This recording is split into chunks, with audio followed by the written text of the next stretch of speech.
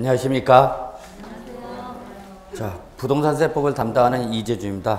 그래서 앞으로 여러분과 함께 공인중개사 2차 과목이 하나인 부동산 세법에 관련된 내용을 같이 공부하도록 하겠습니다.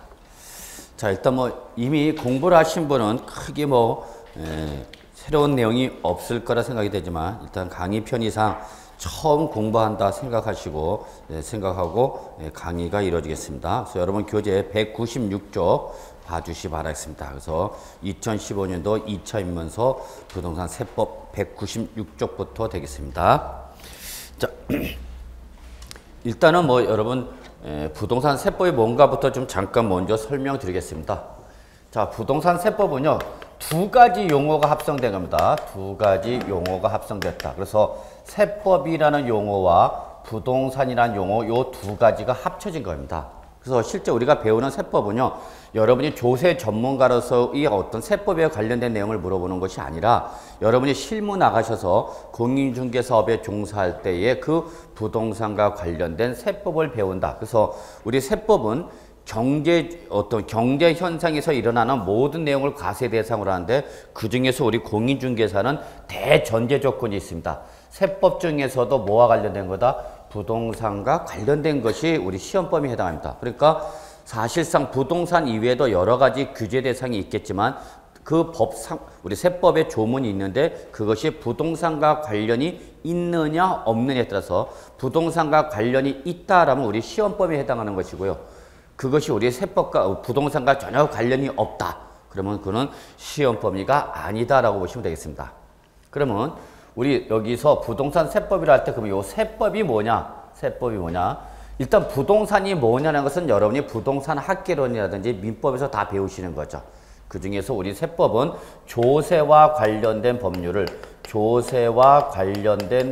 바로 우리는 세법이라고 합니다. 세법. 그래서 여러분 교재 제일 먼저 보시면은 무슨 말 나옵니까? 조세가 뭐냐라는 말이 나오죠. 그래서 조세의 정의 나오죠. 그럼 조세가 왜 나왔냐면 조세가 나온 이유는 그 조세는 이 세법이라는 것이 조세와 관련된 법률이기 때문에 제일 먼저 조세가 뭐냐 이거 한번 정의 내려보자 그 얘기입니다. 근데 여러분 요 조세란 말은 학문상 강학상 용어고 여러분이 실무상으로는 실제 경제 현실에서 발생할 때 말하는 용어는 여러분이 다 잘 아시는 뭐죠 여러분? 세금이죠. 세금을 학문상 용어로 뭐로 표현한다 여러분? 조세를 한다라고 보시면 되겠습니다. 그래서 조세의 의의와 거기 보시면은 특징이 나와 있죠. 눈으로만 보시면 돼요. 시험에는 절대 안 나와요. 조세가 뭐냐라고 시험에는 안 나와요. 조세가 뭐냐고 물으신다면 여러분 뭐라고 대답하시면 돼요? 세금. 근데 그 세금을 일반적으로 다 얘기하면 다 알아듣죠. 우리는 전문가가 되고자 하는 거기 때문에 전문 용어를 사용하기 때문에 조세란 말을 사용한다라고 보시면 되겠습니다. 자, 그런데 여기서 우리 부동산 세법이 2차 과목인데 요 구성 내용을 좀 잠깐 살펴보겠습니다. 이 부동산 세법은요, 크게 세 파트로 나눠져 있습니다. 세 파트로. 요거는 그냥 부담 없이 보세요. 그 책의 내용과 약간 벗어난 건데 일단 우리 부동산 세법을 공부할 때 어떠한 내용을 공부할 것인가 좀 살펴보도록 하겠습니다. 그래서 제일 먼저 나오는 것이 우리 조세총론입니다. 조세총론. 두 번째가 우리 부동산과 관련된 지방세를 공부하게 됩니다, 여러분. 그리고 나서 부동산과 관련된 국세 이렇게 크게 세 파트로 나눠집니다. 그러면 요 지방세와 국세는 여러분이 민법이라든지 다른 과목에서 배우셨던 것처럼 강론에 대한 내용이고 그 강론에 대한 기본적이고 공통적인 사항 또는 강론을 공부하기 앞서서 먼저 다뤄야 되는 내용이 바로 뭐냐면 총론입니다. 총론. 그래서 총론은 강론에 대한 선행 조건 또는 기본적이고 공통적인 내용을 다룬 부분이 바로 총론이 되겠습니다. 근데 요 부분이 시험에 나오는데요. 매년 평균적으로 2문제 정도 출제되고 있습니다. 실제 올해라고 해야 되나 작년이라고 해야 되나 2014년도 25회 때도 역시 요 총론에서 2문제 정도가 나온 걸로 분류할 수 있습니다. 그 다음에 두 번째는 우리가 지방세 중에서도 11개의 지방세가 있는데 그 11개의 지방세를 다 공부하냐? 아니, 그럴 필요 없어요. 항상 대전제 조건이 뭐예요, 여러분? 부동산. 그럼 우리 부동산과 관련된 지방세에서 공부를 하는 것이 바로 대표적인 것이 취득세가 되겠습니다. 이미 뭐 여러분이 살아가는 과정에서 부동산, 주택 등 부동산을 취득하신 분은 아시겠지만 부동산을 취득하면 제일 먼저 부과되는 것이 취득세입니다. 그래서 얘는 이름이 적혀있죠. 뭐라고 되어 있어요? 취득세. 그러니까 글자 그대로 부동산 등을 취득할 때 부과되는 지방세를 취득세를 한다. 그래서 얘는 어느 단계에서 부과되는 거구나. 아, 취득하는 단계에서 부과되는 지방세구나. 이렇게 보시면 되죠. 이때 취득하는 과정에서 자기 자본이 부족해서 타인 자본, 은행의 대출금 등을 받았다. 그럼 은행에서는 대출을 하면서 그 담보 제공한 부동산에 대해서 근저당권 등을 설정하죠. 이때 이 근저당권 등은 여러분이 민법에서 배우시는 거죠. 이때 그러한 근저당권을 설정할 때 등기를 하게 되면 그러한 등기 등록행위에 대해서 부과되는 게 바로 뭐냐면 여러분 등록면허세가 되겠습니다. 등록면허세. 그래서 일단 부동산을 거래하는 단계에서 부과되는 대표적인 지방세가 취득세와 등록면허세가 있다 이렇게 보시면 되겠어요. 근데 실제 여러분 2011년도에 우리 지방세법이 전면 개편됐습니다.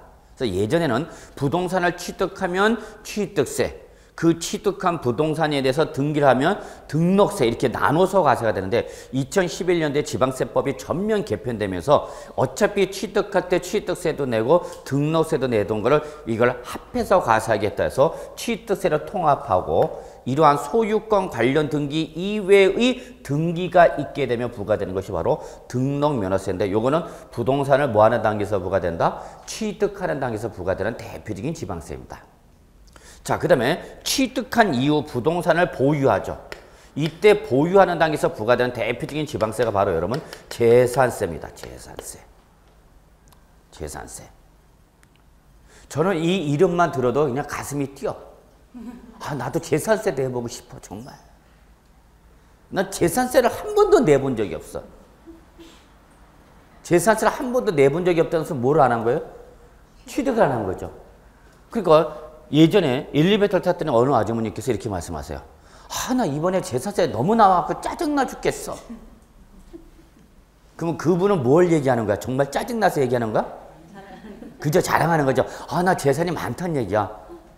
재산이 많으니까 재산세 내는 거예요, 여러분. 제가 은행에 입행해갖고 인사부에서 마지막 최종 합격 통보를 받고 마지막 조건이 뭐였냐면 자, 은행원들은 금전을 취급하기 때문에 금전사고가 발생했을 경우 대비해서 예전에는 보증인을 세웠어요. 그래서 재정보증인 2명을 세우세요 그러더라고요. 근데 그 재정보증인을 세우는 조건 중에 하나가 바로 그 사람은 뭘 내고 있어야 되냐? 재산세 내는 사람을 재정보증인으로 내세우게 됐어요. 요즘은 다 이제 보험으로 다 커버가 되는데 옛날에는 그렇게 2명 이상의 재정보증인을 세워라 그랬어요. 그래서 재산세 얼마 이상 내는 사람을 재정보증인으로 내세우십시오 그랬어요. 어떻게 제가 저희 아버님한테 말씀드렸고 보증 쓰라는 사람 보증을 쓰라고 그런다. 재산세는 이게 이제 뭐 아버님의 인격에 따라서 결정된 건데 어떻게 구해 오셔갖고 들어가긴 들어갔는데 그래서 항상 재산세 참 들어도 기분이 좋아 저는. 내시는 분은 좀 짜증낼지 모르겠지만 저는 이게 내보는 게 인생의 꿈입니다. 그래서 미혼 남녀가 있다면은 그 미혼 남녀 중에 어떤 여러 가지 조건이 있겠지만 그 중에 제일 중요한 조건은 뭘 내고 있어야 돼? 재산세 내는 사람 걸려야죠. 그죠? 자, 그 다음에 이런 재산세 이외에 또 보유하는 단계에서 부과되는 게 뭐가 있냐면 여러분 지역자원시설세라는 게 있습니다. 이것도 개편되면서 지방세 전면 개편되면서 통합된 건데 지역개발세와 도시 통합된 건데 요 지역자원세는 뭐 그렇게 크게 시험에 잘 나오는 파트는 아니에요. 그래서 일단 지방세 쪽에서 우리가 공부를 하는 게 취득세, 등록면허세, 재산세, 지역자원시세가 있는데요. 시험에서 나오는 걸 보면 취득세가 여러분 지방세에서 가장 근간이 됩니다. 지방세에서 제일 중요한 게 취득세예요.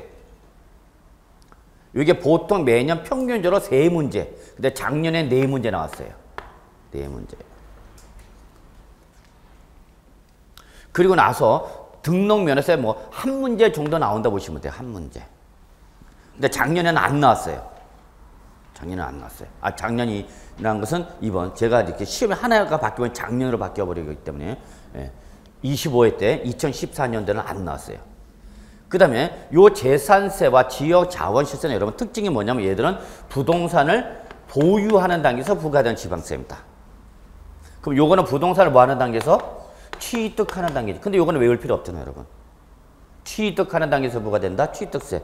취득한 이후 보유하겠죠. 보유 단계에서 부과하는 대표적인 지방세가 바로 뭐냐? 재산세입니다. 그러니까 여러분 보세요. 거래 단계에서 제일 중요한 건 뭐고요, 여러분? 취득세. 보유 단계에서 제일 중요한 건 재산세입니다. 재산세. 그래서 재산세 역시 3문제 정도 나옵니다. 평균적으로. 예, 실제 2014년도에도 3문제가 출제됐습니다.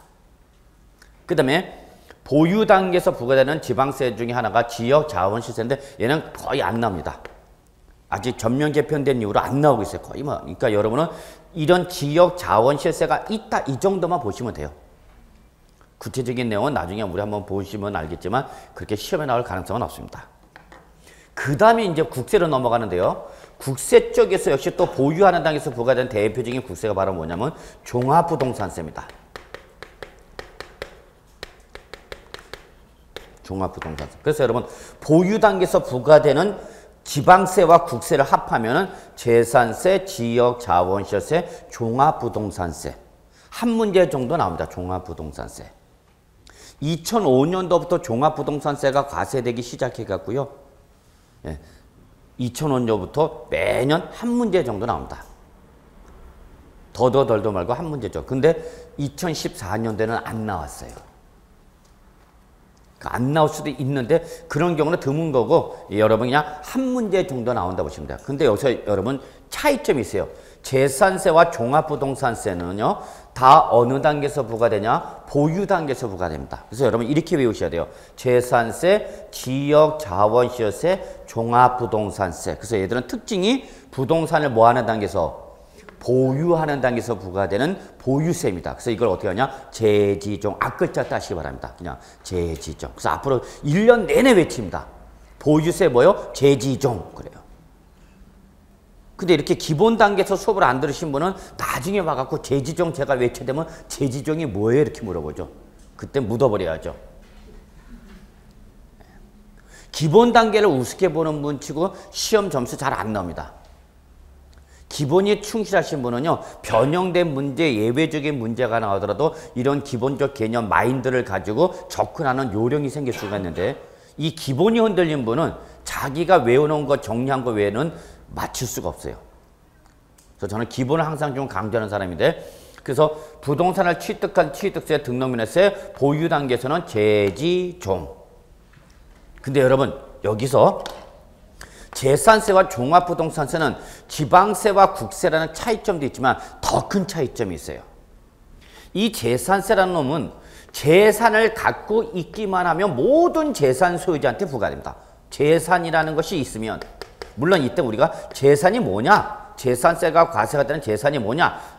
배우겠지만은 일단은 기본적으로 뭐예요? 여러분 재산의 대표적인 것이 부동산이죠. 뭐. 그러면 그 부동산의 가액이 얼마냐는 묻지 않고 했던 부동산이라는 재산을 갖고 있으면 무조건 매년 계속적 반복적 정기적으로 과세합니다. 이 보유세 특징은. 취득세나 등록면허세 한 번만 내. 뭐 할 때? 취득할 때, 등기할 때 그 한 번만 과세하는데 이 재지종은 취득한 이후 보유하는 단계에서 매년 내. 매년. 근데 이때 이 지방세인 재산세는 재산의 가액과 관계없이 부동산 있어요? 그러면 무조건 재산세 때립니다. 재산의 가액과 관계없이. 그런데 이때에 이 국세 쪽에서 종합부동산세는 누구냐? 모든 재산 소유자가 아니라 이 재산세가 부과된 것 중 요 재산세가 부과된 부동산 중 여기는 여러분 고액의 부동산 소유자입니다. 이게 차이점이에요.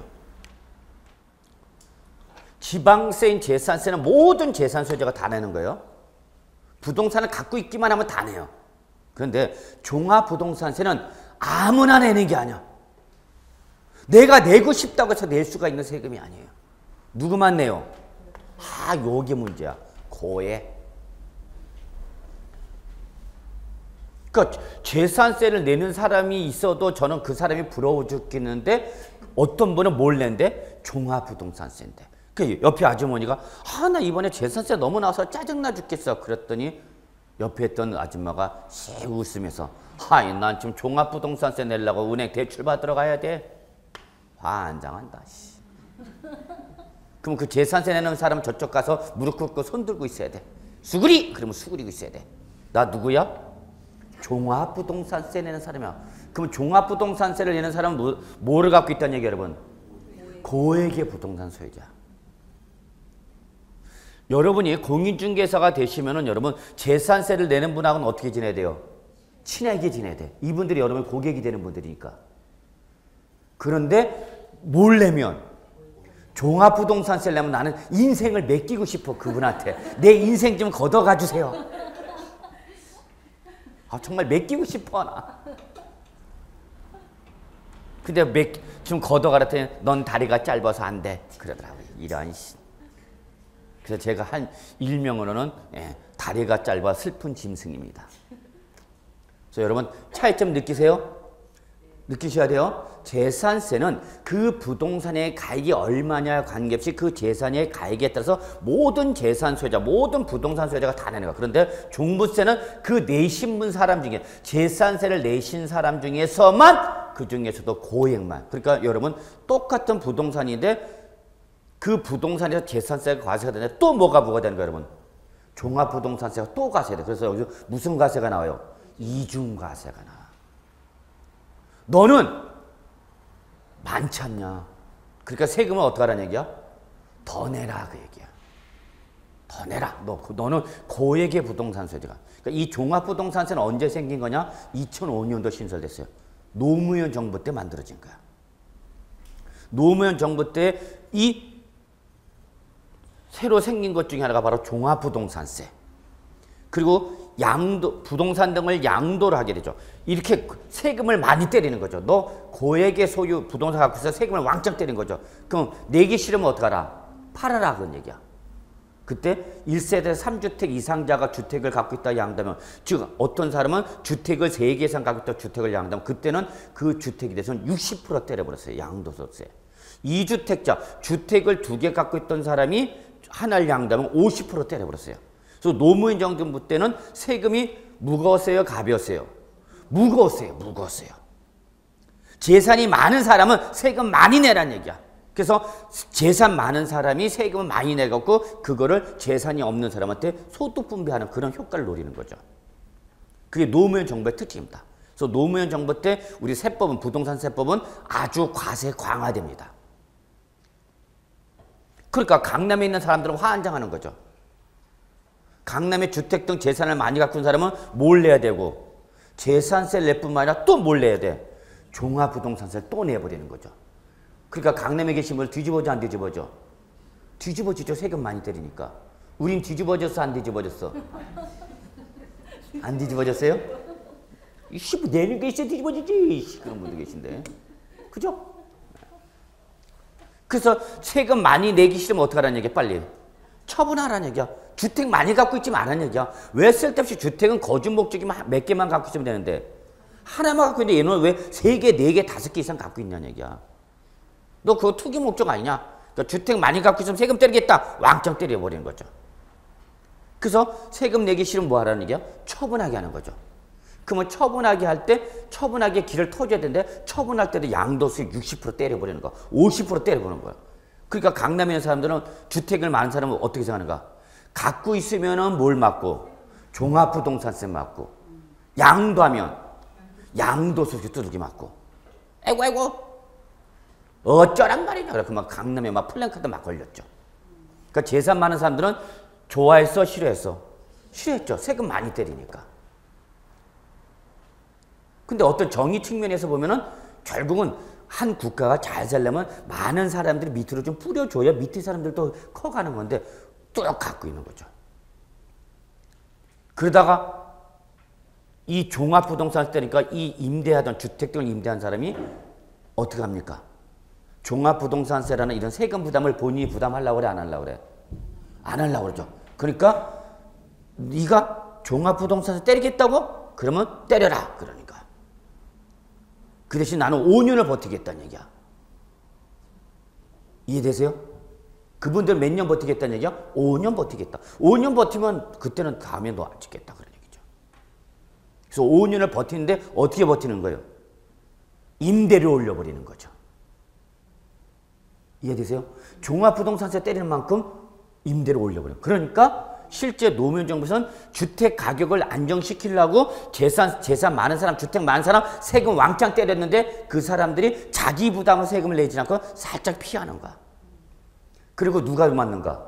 임차인들이 세금이 확 올라가는 거야. 그러니까 주택 가격이 최고로 급등합니다. 정부는 주택 가격을 어떻게 하려고 하는데 다운시키고 안정시키려고 세금을 왕창 때렸더니 세금이 왕창 때리는 조건으로 주택가격이 내려야 되는데 내려가기는커녕 더 올라가는 거야. 그래서 주택가격 급등률이 제일 높은 정부가 노무현 정부입니다. 이게 바로 소위 말하는 여러분 학교에서 배우시면 나중에 배우면 정부의 실패. 주택가격이 너무 급등해. 주택가격 급등하니까 미혼 남녀들, 총각 처녀들이 결혼해갖고 주택을 말하려면 자기가 벌어는 소득 갖고 주택을 사, 못 사? 못 사. 너무 올라가니까 주택가격. 내가 월급을 받아갖고 그 월급을 가지고 주택 살려면 못 쫓아간다는 얘기야. 내가 저축하고 해갖고 좀 돈 모아놓으면 주택가격 또 어떻게 해서 올라가 있죠. 또 시빠지게 일해갖고 저축해갖고 또 살려고 그러면 주택이 또 어떻게 해서 올라갔죠. 그러니까 정상적으로 시장에서 형성되는 주택의 가격을 일반 서민들이 사, 못 사? 못 사는 거죠. 여러분 이거 많이 보셨죠? 학교에서 배우시는 그 유명한 수요와 공급이죠. 시장에서 형성되는 주택 가격이 너무 비싸 이게. 그러니까 서민이 사, 못 사? 못 사는 거죠. 이 못 사기 때문에 정부가 서민이 주택을 조금이라도 낮은 가격으로 살 수 있게 하려고 뭘 때리니까 주택 갖고 있는 사람들한테 세금을 왕창 때렸죠.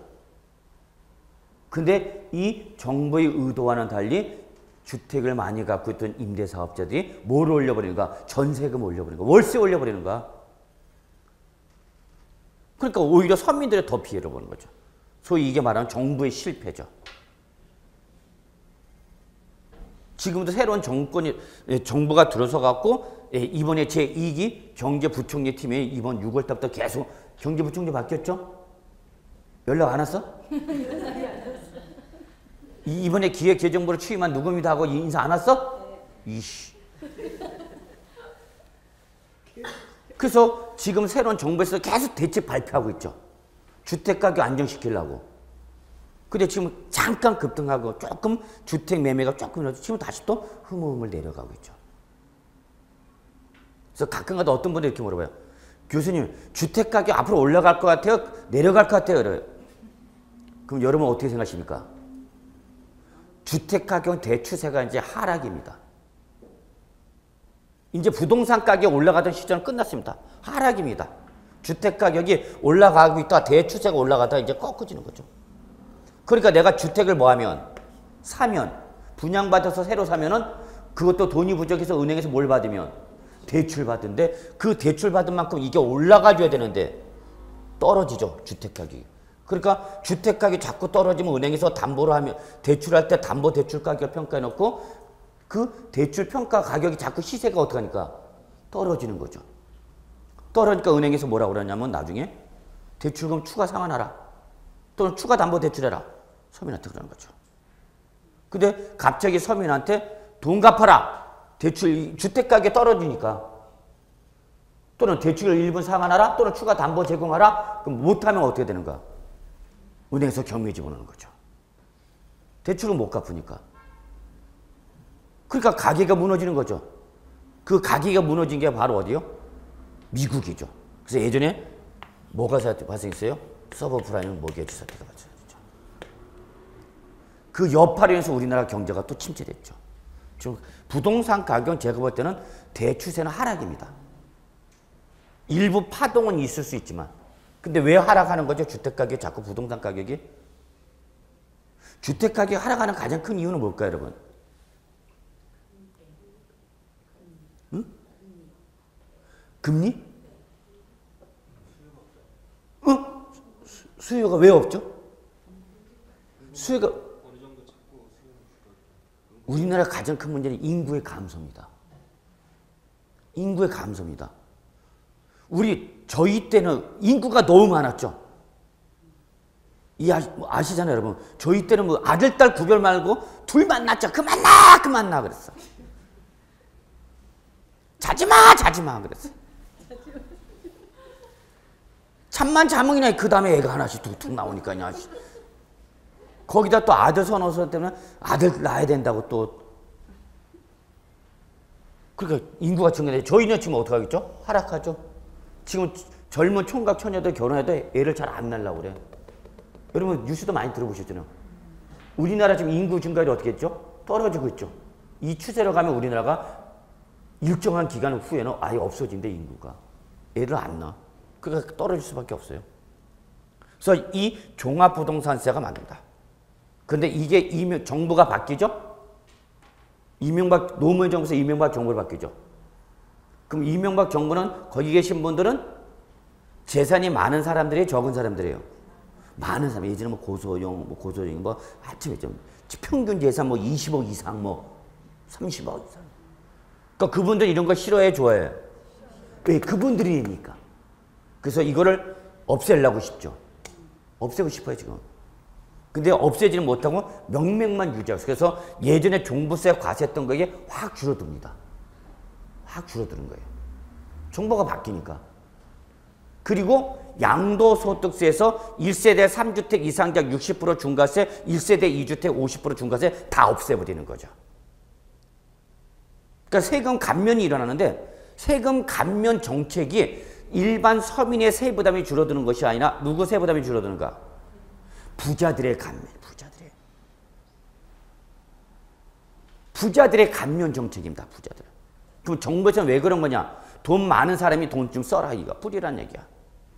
돈 많은 사람들이 갖고 있는 거 이제 철철 넘쳐야 이게 우리 밑에 있는 사람도 받아먹는 건데, 이 사람들이 안 써도 이 밑으로 안 내려와, 지금은. 왜? 그릇을 더 크게 만들어 버리니까. 그러니까 돈이 안 오죠. 그러니까 서민들은 계속 어렵죠. 계속 어려워요. 대표적인 서민이 저예요. 공인중개사 과목 중에서도 제일 불쌍한 반토막 과목. 남들 민계공 공부할 때 나는 저쪽 구석에서 손 빨고 있어야 돼. 뭐 한다고 안 와? 민계공 공부한다고 안 와. 환장한다, 손 뒤집어져. 이게 바로 종합부동산세. 나중에 우리 배우시면 알겠지만 이 변화되는 개정되는 취지를 보면 정부에 따라서 달라져요. 조세 정책은. 어떤 정부냐에 따라서 달라진대. 종합부동산세, 여러분, 그래서 이거는 상당히 시사성이 강한 세금이야. 근데 이게 작년에 올해 2014년도에 싹 지방세로 바뀌려고 그랬어요. 없애버리면 좋은데 없애지 못하고 지방세로 바꾸려고 했는데 못 바꿨어요. 그래서 일단 여러분은 구분하셔야 돼요. 지방세에서, 자, 앞머리 줄게요. 보유세는 뭐가 있는데? 재지종. 이때 이 재산세는 지방세 쪽에서 모든 재산소유자한테 부과되는 거라면 종부세는 어디에서 여러분? 국세에서 누가 내는 거예요? 고액. 이게 특징입니다. 그래서 저는 세금 중에서 이걸 제일 좋아합니다. 그래서 여러분 중에서 혹시 종합부동산세 내고 계신 분 있으면 저랑 앞으로 친하게 지내요. 난 그분들하고 친하게 지내고 싶어. 인생 걷어가지면 더 좋고. 자, 그러다가 이제 부동산을 뭐 하면 여러분? 처분하죠. 처분할 때 부과되는 대표적인 국세가 바로 뭐 여러분? 양도소득세죠. 여러분 많이 들어보셨죠? 아마 여러분이 우리 부동산세법을 공부할 때 가장 어려운 부분이 양도소득세입니다. 역시 2014년도 25회 공인중개사 부동산세법에서 제일 어려웠던 문제가 바로 여기서 나오죠. 어려워요. 기본적으로 5문제. 근데 올해 6문제가 나왔습니다. 종부세가 안 나오는 대신 그 종부세 하나가 여기로 와버렸어. 양도소득세. 그 다음에 이제 마지막으로 기타 국세 쪽에서 여러분, 기타 국세에서 우리가 뭘 배우냐면 부동산 임대사업소득을 봅니다. 부동산 임대소득. 5년간 최근 계속 한 문제씩 꼬박꼬박 나오고 있죠. 역시 올해도 2014년도 25회 때도 한 문제 나왔죠. 뭐 나온다고. 그래서 총 우리 부동산세법은 몇 문제가 출제되냐? 16문제만 출제된다. N병을. 다른 과목 몇 문제가 나오는데 40문제가 나오는데 우리는 16문제밖에 안 나와. 그러니까 여러분 평소 공부할 때 세법을 잘 공부를 많이 안 하세요. 왜? 비중이 작으니까. 수험생 입장에서 어쩔 수 없죠. 민계공이 메인 과목이니까. 그러니까 별로 공부 소홀히 하다가 나중에 막판 가서 쫓아오려면 못 쫓아오는 거죠. 그래서 여러분 지금 기본 단계에서 세법을 좀 잘 정리해요. 그리고 실무 나가면은 다 무슨 문제예요, 여러분? 세금 문제예요, 여러분. 근데 시험에 학교에서 나갔는데 세법을 공부를 안 했거든요. 그러니까 고객이 와서 세금 문제 물어보면 뭐라고 그래? 세무사한테 가서 물어보라고 그래. 법률 관계 물어보면 뭐라고 그래? 법무사한테 가서 물어보래. 그럼 너는 뭐냐? 그러니까 이제 그분은 물건만 보러 가는 거죠. 그러니까 이제 공인중개사 시험 제도를 한 번 정도는 지금 대폭 수정할 단계가 왔어요. 시기가 왔어요. 그러니까 여러분 올해 2015년 내년까지는 빨리 붙으셔야 돼요. 지금은 이제 드디어 한 번 정도는 손질할 때가 왔습니다. 분명히 손질됩니다. 왜? 고객 입장에서는 공인중개사한테 가면은 완스톱의 패키지의 서비스가 이루어지지 못해. 뭘 물어보면 이 사람이 대답하는 게 하나도 없어. N병을. 등기법에 막 등기 막 물어보면 잠깐 기다려보세요. 법무사 불러갖고 법무사 사무장이 와서 설명해 주거나. 세금 문제. 내가 이런 세금 문제 이거 양도세 얼마 날 것 같아요? 공인중개사님. 내가 이 부동산 처분에 양도세 얼마 날 것 같아요?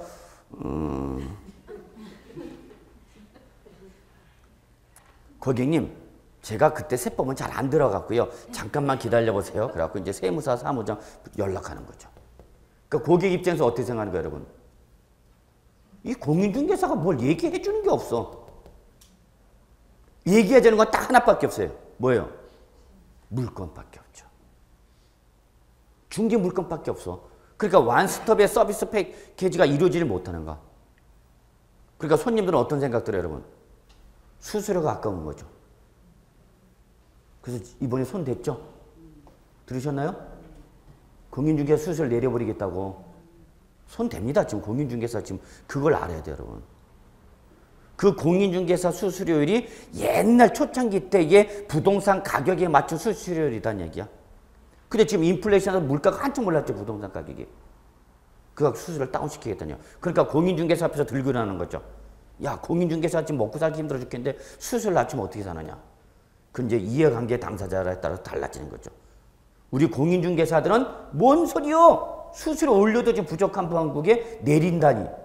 그러는 거고 일반 고객 입장에서는 내려라.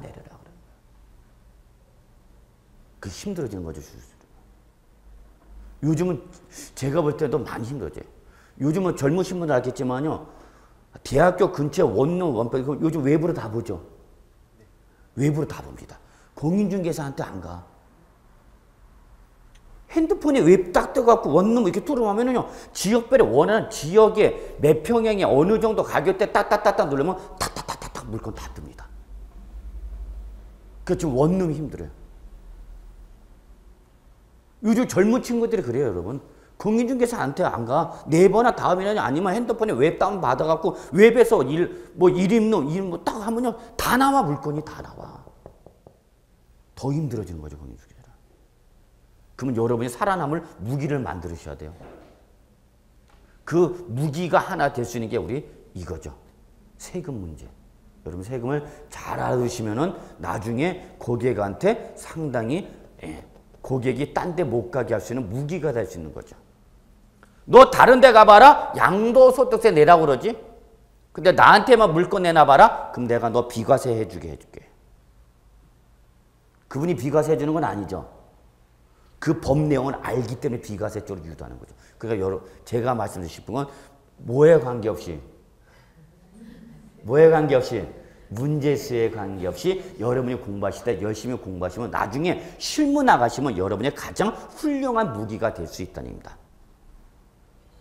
여러분이 오다 가다가 공인중개사 사무실 들어가셔갖고요.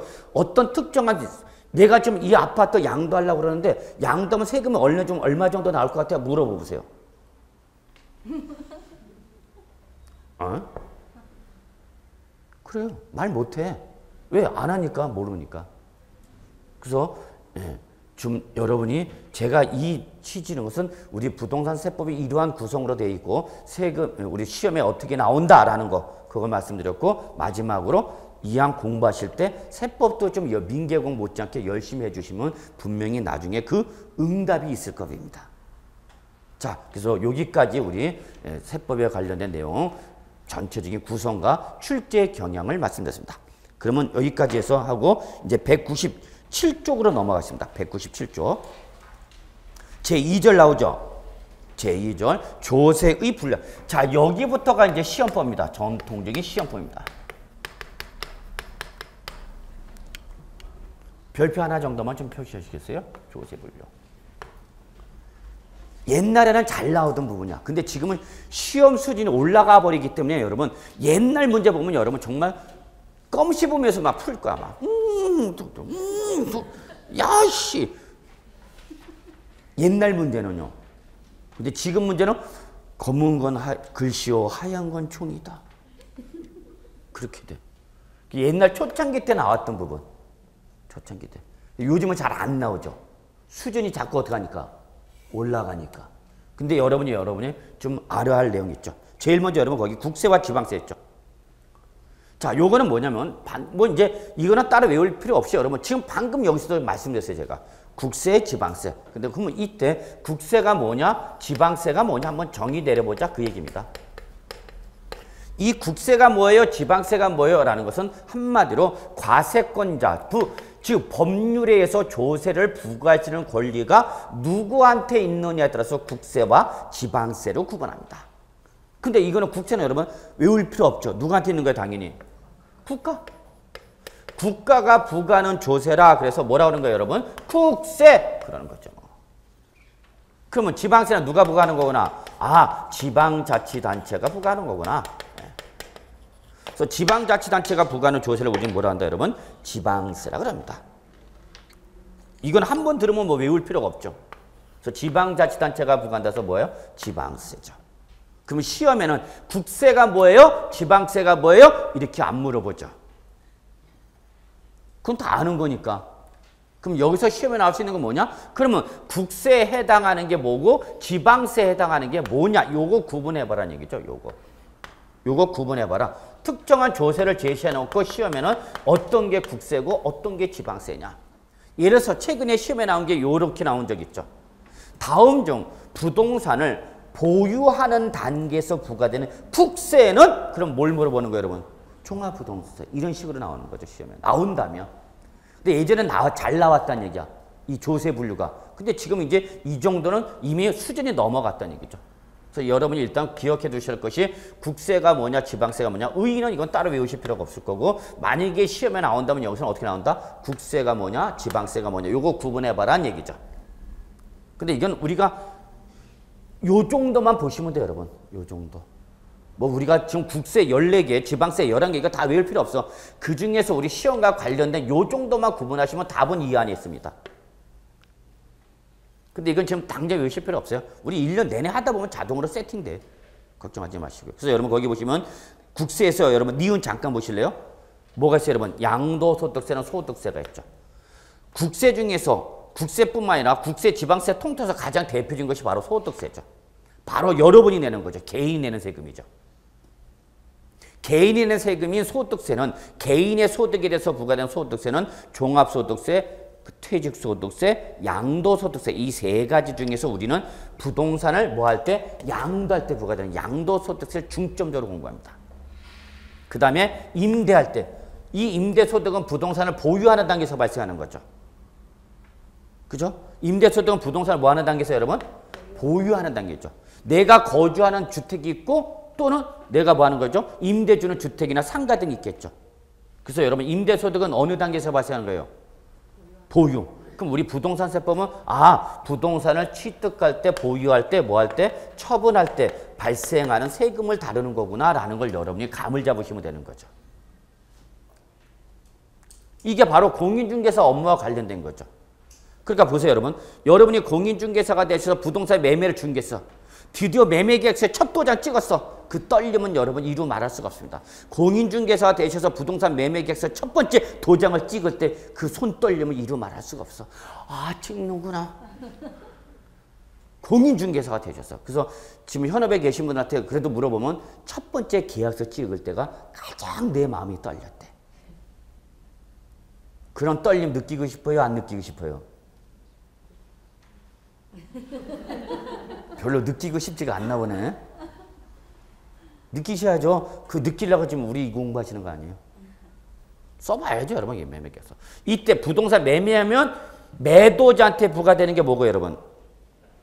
매도자한테 부과되는 게 양도소득세죠. 그러면 그 매매로 뭐 하는 사람은? 취득한 사람 취득. 그러니까 이걸 여러분이 얘기해 줘야 된다는 얘기죠. 당시에 자 매매가 됐으니까 취득자 당신은 뭘 내야 되고 취득세를 내야 되고 양도자한테 뭘 내야 된다. 양수. 이걸 공인중개사가 얘기해 줘라 그 얘기야. 언제까지 내야 되는 거냐? 얼마를 내야 되는 거냐? 그걸 여러분이 얘기해 줄 수 있어야 되는 거죠. 여러분이 그 부동산 매매 의사결정에 여러분이 조언을 해줄 수 있어야 되는 거죠. 그 조언 중에 가장 중요한 세금 문제죠. 이때 요 국세와 지방세는 여러분 특히 뭐만 보면 되는 거야? 구분. 근데 이거 지금 따로 외울 필요는 있고 없고 시험에 나와봐야 이런 식으로 보유단계에서 보거든은 국세가 뭐냐? 지방세가 뭐냐? 그죠? 또 이 올해도 이번에 나왔어요. 이거. 부동산 활동에 따른 구분 문제. 올해 2014년도 25회 시험에 이렇게 나왔죠. 다음 중 부동산을 뭐 하는 단계에서 취득하는 단계에서 부과되는 조세가 아닌 거. 이거 구분해봐라. 부동산을 취득하는 단계에서 부과되는 세금이 인 거와 아닌 거 구분해봐라. 이런 게 시험에 나오는 거죠. 그냥 주워먹는 문제였죠. 아이고 고맙습니다. 맞으라고 준 문제였거든요. 근데 이걸 맞으라고 준 내 문제를 못 맞추면 이제 힘들어지는 거죠. 그래서 제일 먼저 여러분 거기 양도소득세 나와있죠? 자, 밑줄. 그 다음에 종합부동산세 밑줄. 그 다음에 농어촌 특별세 밑줄. 요 세 가지가 우리 공인중개사 시험범위예요. 그 다음에 거기 나와있죠, 여러분? 상속세, 증여세, 부가치세, XX. 시험범위 아닙니다. XX죠. 상속세, 증여세, 부가치세, XX. 국세는 해당하지만 우리 공인중개사 시험범위도 아니다. 아니다 그 얘기예요, 여러분. 근데 저는 여러분이 공인중개사 되시면 여러분이 꼭 알아야 될 게 상속세, 증여세 하셔야 돼요. 왜냐면 부동산이 있다는 건 뭐가 있다는 거예요, 여러분? 재산이 있다는 얘기예요. 재산이 많은 사람은 어디에 관심을 가질까요? 매매일 뿐만 아니라 어디에 관심을 가져요? 상속과 증여에 관심을 가질 수밖에 없습니다. 원래 공인중개사 시험범위에 상속세, 증여세, 부가치세가 다 공인중개사 시험 범위였어요. 초창기 때는. 근데 이게 너무 어려워지고 뭐 이렇게 어렵게 나온 것도 아닌데 공인중개사 시험에 부담이 크다 해갖고 상속세, 증여세, 부가치세가 시험 범위에서 빠집니다. 빠지면서 20문제 나왔던 것이 16문제로 줄어드는 거야, 세법이. 그래서 이렇게 보시면 돼요.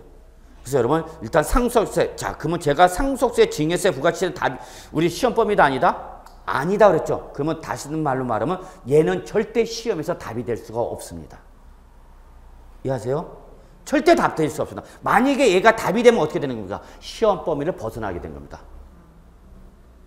벗어나게 됩니다. 그러면 그때는 이의제기 되는 거예요. 그러니까 여러분 만약에 보기지문에 상속세, 증여세, 부가치세가 보기지문에 나올 수도 있어요. 그러나 지금은 절대 답은 될 수 있다 없다? 없다. 그것만 기억해 두세요, 여러분. 자, 그 다음에 지방세 쪽 갈게요. 지방세 쪽에서 우리가 공부하는 게 바로 여러분 취득세, 등록면허세, 재산세, 지역자원시세 그리고 부가세로서 지방교육세와 지방소득세 여기 나와 있는 건 다 우리가 공부하는 것들입니다. 11개가 있는데 그중에서 우리가 공인중개사 시험범위에 해당하는 것이 취득세, 등록면허세, 재산세, 지역자원세, 지방교육세, 지방세 여기까지만 보시면 돼요. 다른 거 볼 필요 없어요, 여러분. 자, 넘어갈게요. 그 다음에 두 번째, 다음 페이지 보시면 보통세와 목적세라는 게 있습니다. 자, 목적세부터 볼게요. 목적세부터. 목적세는 글자 그대로 여러분 어떤 특정한 조세를 부과하는데 그 부과는 목적이 딱 정해져 있어. 그 법률에서 정해진 용도에만 사용할 수 있는 이러한 예외적인 조세를 바로 뭐라냐면 목적세입니다. 그래서 여러분 목적세는 여러분 보통세와 목적세 이렇게 구분했을 때요. 여러분 이 목적세가 예외적인 겁니다. 그래서 여러분 거기 밑줄 좀 쳐주실래요? 목적세는 거기 목적 구속 금지 원칙이 뭐 예외에 따라 그 밑에 뭐라고 되세요? 예외적인 조세. 찾으셨어요? 기억을 보셔야 돼요. 동그라미 2번 목적세 기억해 보시면 목적 구속 금지 원칙의 예외에 따라 조세 수입의 용도가 세법에 특정돼서 그 특정한 경계만 충당되는 여기 밑줄 예외적인 조세. 여기 포인트야. 지금 제가 말 빨리 한 거는 볼 필요 없다는 얘기 그냥 눈으로 보시면 돼요. 그러면 제가 왜 말씀드리냐면 예외적인 거 그러면 보통세가 뭐란 거예요 여러분? 일반적인 거예요. 그러면 여러분이 공부를 하실 때는 원칙과 예외를 있으면 여러분은 일단 예외를 잘 봐두셔야 되겠죠. 그죠? 자, 항상 공부를 하실 때 우리 법조문은 원칙과 예외가 있어. 그 원칙도 중요하지만 더욱 우리 시험에 더욱 중요한 건 뭐예요 여러분?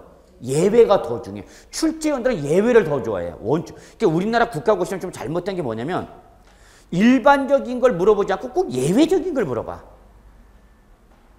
실은 뭐가 더 중요한가요, 여러분? 일반적인 원칙인 게 더 중요한 거죠. 그게 달라. 미국 시험은 일반적인 걸 물어봐. 일반화된 걸 물어봐. 예외적인 거 알 필요 없어. 그건 극히 예외적인 거. 근데 우리나라는 시험을 보다 보면 일반적인 것보다 뭘 꼭 물어봐? 예외적인 걸 물어봐. 그럼 시험에서 어떻게 나오냐? 예외를 물어보는데 예외가 아니면 뭘로 대답해야 되는 거야, 여러분? 봐, 이렇게 이제 시험에. 그러니까 여러분이 알고 있는 거와 시험 문제 푸는 거하고 이게 또 기술이 있어요. 여러분이 몰라서 틀린 게 아니야. 여러분 다 아는데도 문제 내는 그 문제 푸는 요령이라든지 테크닉이 부족했고, 예외가 아닙니다. 어떡합니까? 그러면, 어떡하지? 어떻게 해? 뭘로 가면 되는가, 여러분? 원칙으로 가면 되는 거죠. 근데 그게 약해, 여러분. 그러니까 공부를 할 때 막 예외 열심히 외웠다? 그 예외인 걸 물어보면 좋은데 예외가 아닙니다. 그러면 예외가 아니다고? 그럼 어떻게 하는 거지? 어떻게 하는 거예요, 여러분? 원칙으로 가는 거죠. 자, 목적세가 아닌 걸 잡아라. 그럼 뭘 물어보는 거예요, 여러분? 보통세 물어보는 거죠. 이게 요즘 문제가 이래. 대놓고 물어보지 않고 요즘 문제가 이렇게 돌려서 물어봅니다. 목적세인 것은 그럼 여러분 외웠기 때문에 목적세 물어봤구나. 그런데 시험에 목적세가 아닌 것은 그러면 뭐예요, 그러면? 보통세. 자, 제가 얘기하고 싶은 건데요. 그럼 어쨌거나 여러분 시험 공부를 할 때는 일단 뭘 잡아놓고? 예외적인 걸 잡아놓고 예외적인 거 아닌 거는 여러분 뭘로 대답하면 되는 거예요, 여러분? 일반적인 걸 대답하면. 즉, 여기서 목적세인 걸 골라라. 그럼 목적세 고르면 되는 거. 목적세가 아닌 거 뭐냐? 그럼 뭘 골라라는 얘기 여러분? 보통세. 이렇게 요것만 지금 제가 강조하는 거예요. 그럼 여러분은 일단 목적세 종류를 기억해 두셔야 돼요. 어쨌거나 조세 분류에서 가장 시험에 많이 나온 게 이겁니다. 조세 분류에서 그나마 제일 중요한 게 이겁니다. 근데 이 목적세는 국세에도 목적세가 있고 여러분 지방세 쪽에서도 목적세가 있습니다. 국세는 3가지가 있고요. 지방세는 2가지가 있어요, 여러분. 자, 책을 보시면 돼요. 쓰지 마. 책에다만 표시하면 돼요. 1년 내내 쓰다만 끝난다? 이거 열심히 적는 사람이 쓸 필요 없어. 여기 책에다만 쭉 있잖아. 쓰지 말라고. 저는 필기하라는 건 제가요. 꼭 요거는 적어두세요. 그런 거 아니면은 여러분 그냥 책에 다 있으니까 여러분 책에다 표시하면 돼. 그럼 국세 쪽에서는 여러분 뭐가 있어요? 같이 한번 봐요. 교육세, 교통에너지환경세, 농어촌 특별세 3가지가 있네요. 자, 지방세 쪽에서는 목적세가 2가지가 있죠. 뭐예요, 여러분? 지방 교육세, 그 다음에 지역 자본시세. 순서가 제가 조금 바뀌었지만 이거는 외우셔야 되는 거예요. 그러니까 요 5가지를 외워놓고 요 5가지가 아닌 놈은 뭐다? 보통세다. 이렇게 정리하시는 거죠. 근데 요거는 저는 이렇게 해주세요. 그냥 앞글자 따서 교교농 지지. 앞글자 따서 어떻게 한대요? 교교농 지지. 요거를 딱딱하게 외우지 마시고 리듬을 타는 거. 교교농 지지 요 딱. 응? 여러분들 제일 잘 가는 데가 뭐야? 노래방 아니야? 노래방에서 여러분 노래 부르시다가 간주 중일 때 그때 놀지 마. 간주제 이따 어겨겨농 지지요 딱 그러면 노래도 노래 부르면서 스트레스 풀시고 우리 세법도 외우고. 그럼 막 그렇게 딱 해줘봐요. 점수가 빰빠람빰 좀 놀아보셨군요 하면서 100점 주죠. 그죠? 저는 노래방 가는 걸 제일 싫어합니다. 제가 노래 부르면요 점수가 안 나옵니다. 그래서 메시지가 뜹니다. 율동에만 전념해 주세요. 환장한다. 저 어디 모임 가면 노래 시키는 게 제일 싫어요. 율동에만 전념하는데 자꾸 나보고 노래 부르라면 어떡해. 자, 어떻게 배운다고 여러분? 교교농 지지. 자, 근데 주의사항이 있어요. 지지. 근데 시험에 이렇게 살짝 섞어 넣었죠, 출전이. 너 그렇게 외웠지? 해놓고 살짝 교교농 지지를 외웠지? 해놓고 여기다 뭘 집어넣죠? 지방소득세, 지방소비세. 환장하네. 다 지지네.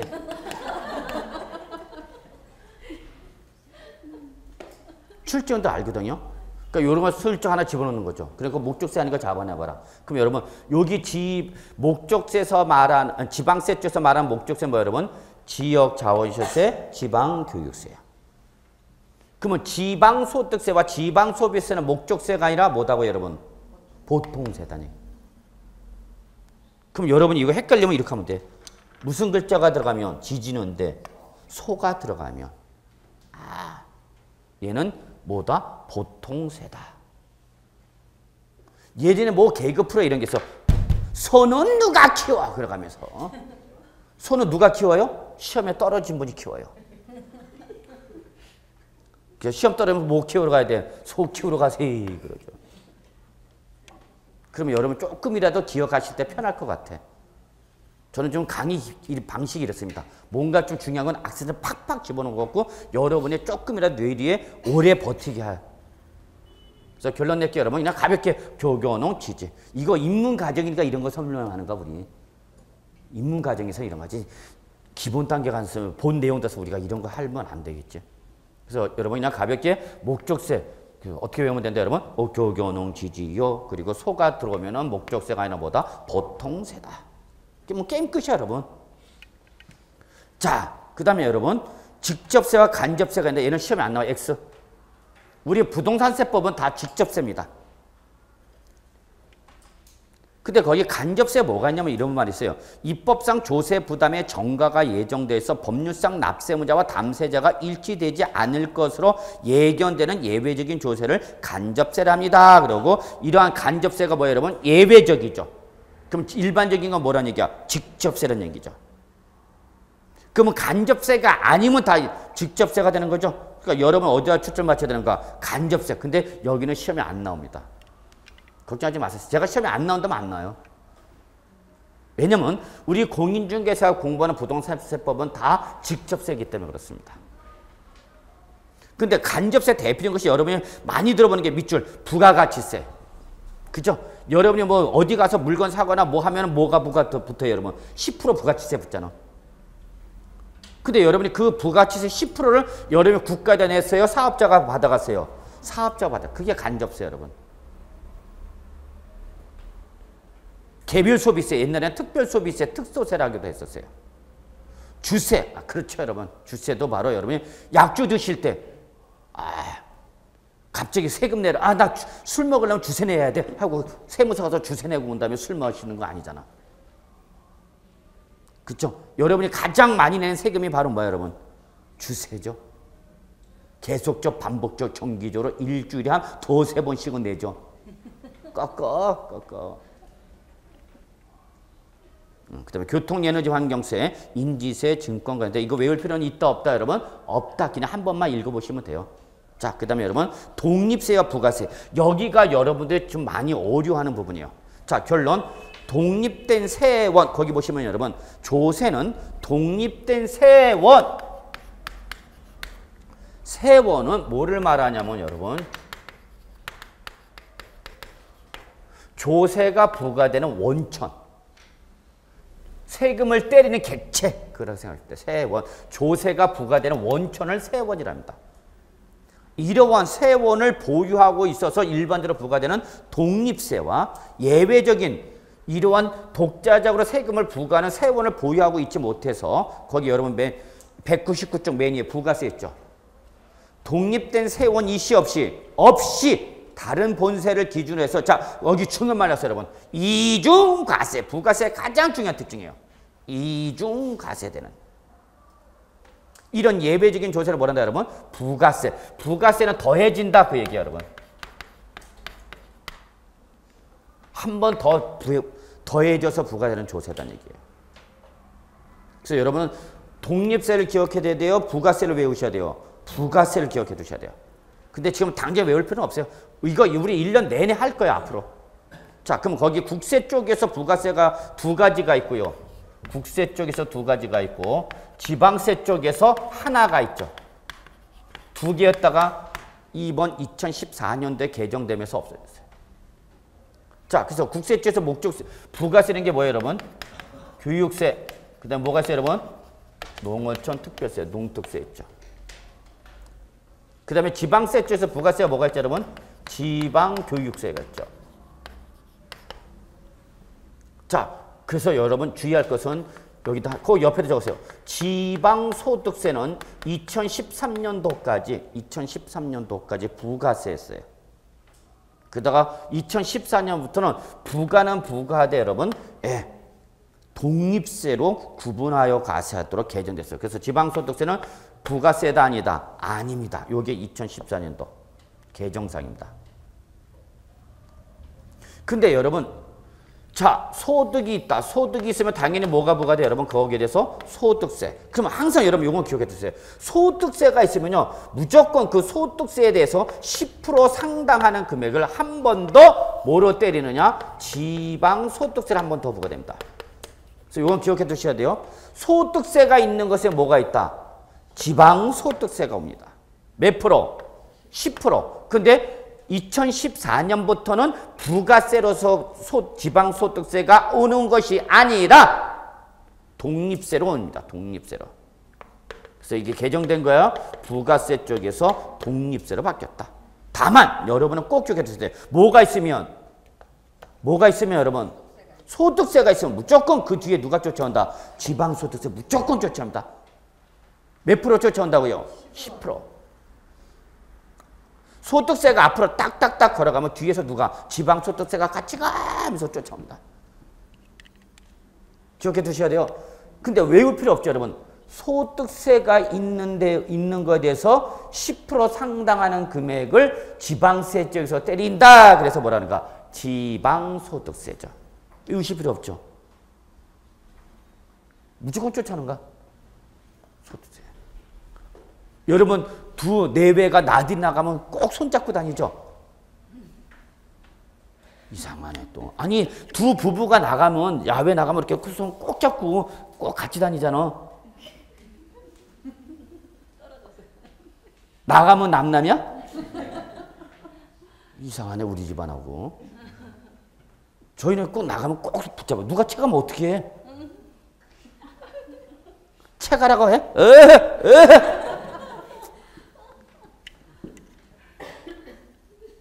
참네.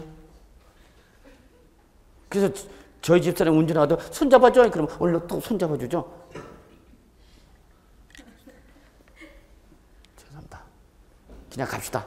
소득세가 있는 것엔 뭐가 있다 여러분? 지방소득세. 근데 여러분 외우지 마. 소득세에 대해서 부과되는 지방세다. 그래서 뭐라 그런가요 여러분? 지방. 그러면 이렇게 하면 여러분 외우려고. 자꾸 무식하게 외우려고 그러면 진짜 무식하게 까먹어요. 그냥 갖다 여러분이 이해하면서 외우시면 돼요. 여러분의 가장 주특기는 뭐야? 이해력이죠. 그래 내가 살아온 경험에 비춰서 그렇게 접근하시면 돼요. 요거 꼭 기억해 두셔야 돼요. 네, 그 다음에 우리 거기 부가세로 있는 것이 농어촌 특별세 있죠 여러분? 밑줄 농특세. 그래서 우리 공인중개사 시험과 관련된 부가세는 여러분 농어촌 특별세와 지방교육세입니다. 그 다음에 부가세가 아니라 독립세라서 뭐가 쫓아온다 여러분? 지방소득세. 이거 꼭 기억해 두셔야 돼요. 자, 그래서 이번 시간은 여기까지 하도록 하죠. 네, 여기까지 하고 10분 쉬겠습니다.